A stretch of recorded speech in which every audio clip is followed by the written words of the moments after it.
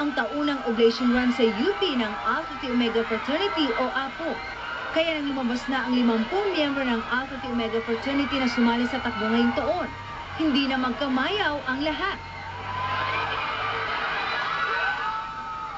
Siksikan na tunahan sa pagkuha ng litrato.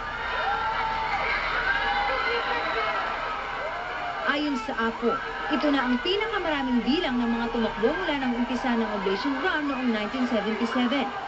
Masaya siya, fulfilling kasi nakatakbo ulit para yung mga issues na pinaglalaban namin, napahatid namin sa mga tao.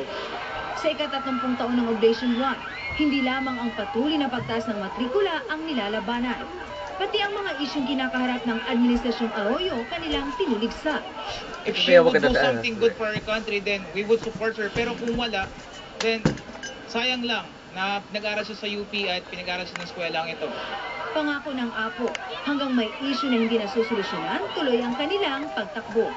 Ako si Marisol Abduraman, ang inyong saksi.